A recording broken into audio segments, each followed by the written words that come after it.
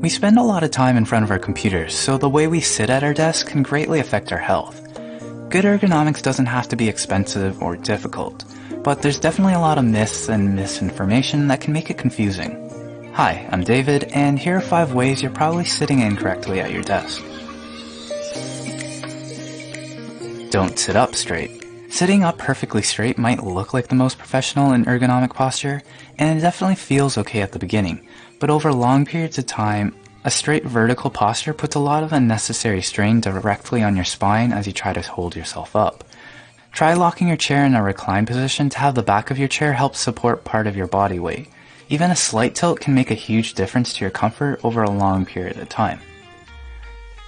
Don't adjust the height of your chair based on your legs and feet. The first thing most of us do when we get a new office chair is adjust the seat height so our feet are firmly planted on the floor. While this isn't completely incorrect, for a computer setup you should actually adjust the seat height depending on where your keyboard and mouse are. Most desks aren't adjustable, and keyboard trays are becoming increasingly rare. This means in most setups you can't move how high or low your keyboard and mouse are going to be, so they're pretty much fixed accessories that should dictate your seat height. Put your seat too low and your arms will pinch the edge of the desk. Put your seat too high and you'll end up bending your wrists or slouching. When at the proper height with your elbows by your side, your forearms and hands should be perfectly in line to work with your keyboard and mouse.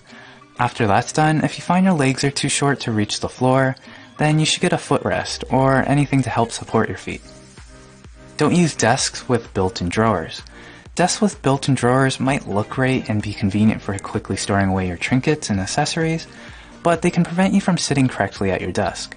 If you followed the last step of setting your chair height and arms correctly, you might now notice that your arms and legs aren't that far apart. You only really have a couple of inches of space to work with here. So desks that have extremely thick tops, usually the ones with drawers in the middle, might physically prevent you from setting it all up correctly without banging your knees into the desk. Don't use wrist rests. The ideal way to have your arms when operating a keyboard and mouse is to float them over your desk rather than rest them on the surface. While this works for short bursts of time, your arms will probably start to fatigue if you try to do this for too long.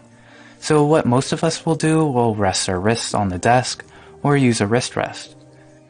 The problem is now you're putting a lot of pressure on your wrists where you have sensitive nerves and exposed veins for blood flow.